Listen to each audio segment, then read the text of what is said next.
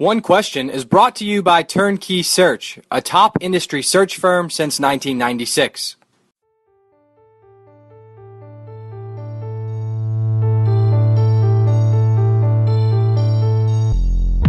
Greetings, this is Ty Brown and welcome to One Question. I'm joined today by Coach Jim Tressel. Coach Tressel is currently the president at Youngstown State University. Thanks for joining us, Coach. My pleasure. Now, Coach, you served 15 years as a head coach at Youngstown State University. You served 10 years at Ohio State University, and throughout that span, you won 5 national championships, which is a tremendous undertaking to be that successful as a head football coach. Now, as the president, can you tell us what aspects of your coaching career helped prepare you for your current position as a university president? Well, they're very similar in ways, and they're very different in ways. Where they're a little bit different is that in coaching, you're working with a smaller group of people. You only have 100 student athletes and a dozen coaches or so, and you're really myopic in what you do and what you're engaged in. You have a pretty succinct schedule that, is many hours, but you know exactly when you're going to be doing what, and there's recruiting time, there's in-season, there's spring practice, there's summer youth camps, etc. And so it's pretty compartmentalized, and as a college president, it's just all over the place because, in our case, we have about 13,000 students and 2,000 employees and 6 different colleges and a lot of different passions, and so it's never ending, and it's so broad. So that's where they're different. But where they're the same is, it's still people. It's still trying to assess the goals and the vision and the passion for the people. Certainly the students, helping them try to get where they want to go and to prepare them to do so for a long life, and also within your departments. Whether it was the offense, defense, and special teams, it might be the STEM college, the Health and Human Services, and the College of Ed, or whatever. They all have their singular passions, and trying to get them to work together for the good of the whole is somewhat like you try to get all your different, you had freshmen, sophomores, juniors, seniors, you had offense, defense, special teams, getting them all to work together while they had maybe somewhat different moments in their life. And so building teams through relationships is the same here as it is in coaching. Right. And you mentioned the sheer scale of people who you lead. I guess that was initially a challenge. What would you consider some of the challenges you faced that coaching didn't necessarily prepare you for in the role as president? I think the breadth of all of the different interests and learning about those. I knew pretty much about the focus on what we were trying to do in football and the variety of interests that our students had that were a part of our team. But then when you get here, you wanted to learn all you could about the engineering school, all you could about the music school, all you could about the various student organizations. And we have 4 unions. Collective bargaining was brand new. We have faculty who have tenure, which, no one in sports has tenure. If you don't win, you're going to be put to second string, or you're going to be fired, or whatever. And so I hadn't experienced some of those things. But the fun part about it, just like it was fun to keep up with the change in the game as a coach, it's fun to try to learn more about everyone and what they're interested in and how they think and what's important to them. And, it's been a challenge, but it's been a fun challenge. Right. And speaking about learning, I guess you had to sit down with everybody, the chairs and the deans of all the different departments. How did you learn to deal with those challenges? I mean, is it just relationships and spending time with people? Or? Yeah, it really is. I was fortunate that I got to spend 2 years as a vice president at the University of Akron. Right. And one of the tasks that the president had me do there was to reach out to all the different departments, all the different colleges, talk to them about their needs, their goals, their aspirations, and learn a lot about them.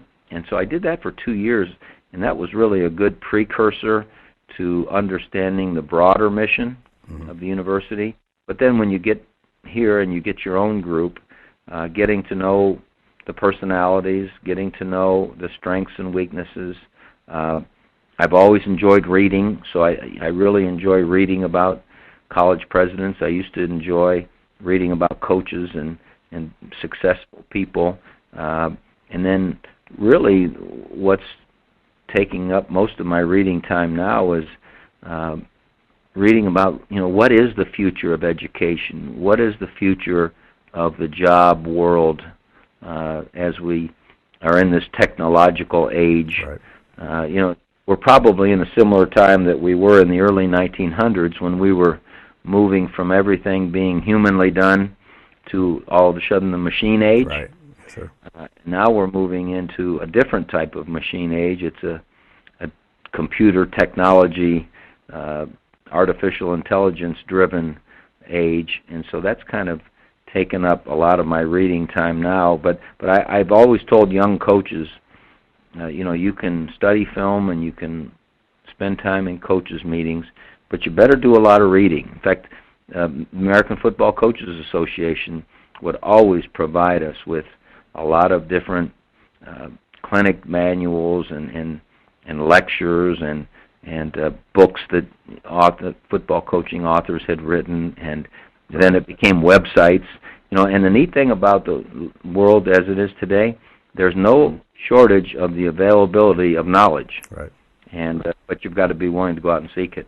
Well, I guess that you brought up a question in my brain that I've always wondered. Of course, I worked a long time at AFCA and helped put those books together that you mentioned, and always loved when we had you in there from speaking or even somebody on your staff writing articles. But where do presidents go to get information? I mean, you mentioned reading. You find your books, you read your articles and periodicals and different academic and leadership information. But is there a specific source that you find yourself going to a lot to, I guess, learn how to do what you do better?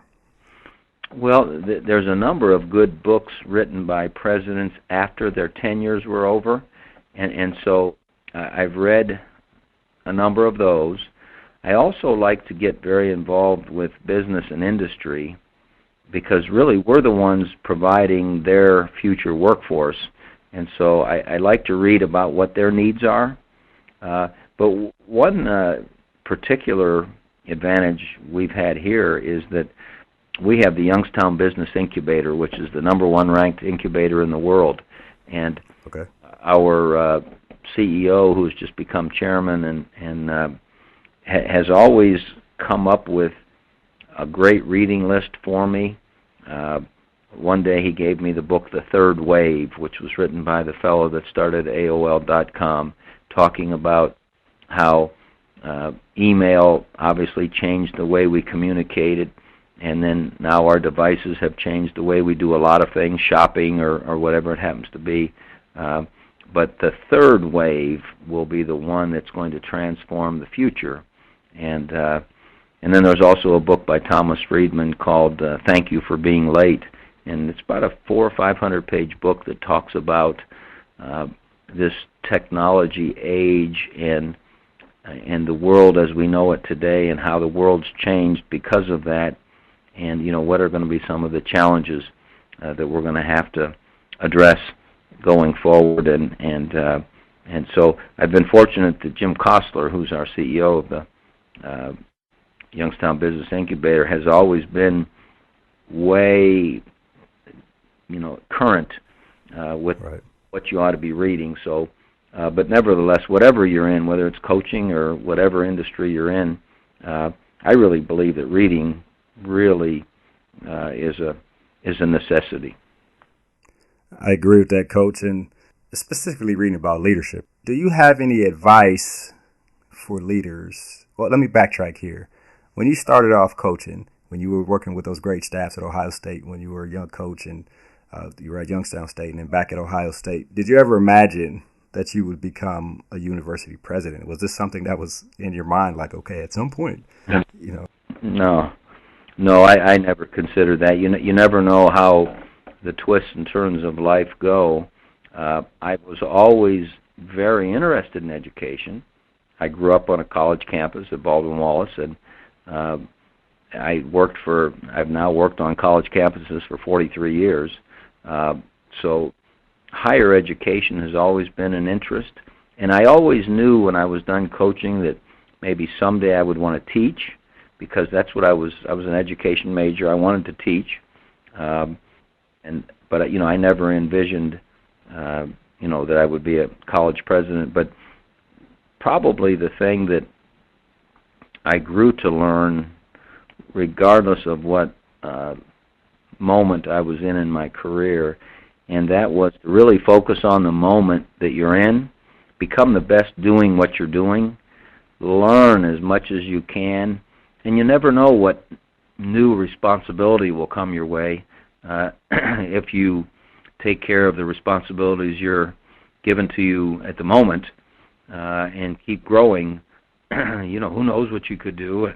And again, I never dreamed that I would be a college president, but I always tease. I saw Dr. Gordon Gee, who was our president of Ohio State, and I told him, I said, Dr. Gee, I would have been a lot nicer to my presidents when I was a coach if I knew how hard it was to be a president. Well, I think that is actually excellent advice. The third question I was going to ask you was, do you have any advice for leaders who find themselves, in the leadership position that their career hasn't necessarily dictated? And I guess what you're saying is basically learn and be great at what you're doing, right? That's right. Yeah, you don't even know what you don't know. We used to say that about our freshmen when they'd come on the team. We'd say, hey, be patient with them because they don't even know what they don't know. Right. And let's help them learn. And the older they get, the more they will have experienced and learned. And so the same thing is, when I came into being a president, I didn't even know what I didn't know. I had some ideas. And every day you learn a little bit more. And you have to be, in my opinion, to be a good leader, you have to be a good listener. And you have to be open to the thinking of others, even though it might be foreign to you. In fact, I've often said that if you really have the desire to influence, then you're going to have to be influenceable. You're going to have to be willing to listen to what other people think and believe, and if you'll do that, then they might at some point consider what you think and believe. And when you make decisions together, hopefully you can go forward with not really caring whose idea it was, not really caring if it was 100% which way you thought you wanted to go, but that we talked about it together and we were willing to listen to one another, and let's go see if this is the best way to go.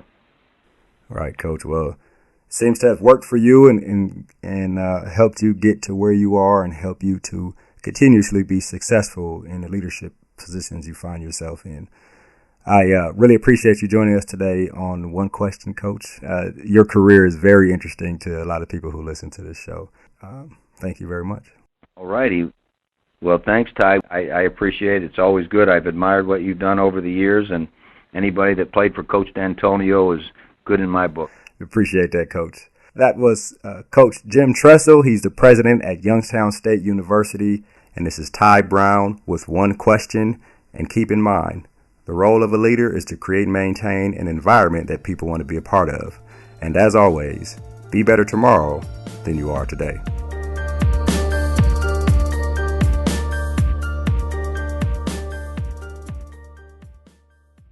And that's today's One Question, brought to you by Turnkey Search, a top industry search firm since 1996.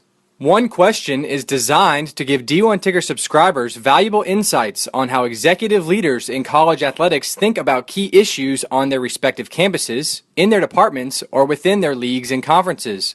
One Question is brought to you by Turnkey Search, a top industry search firm since 1996.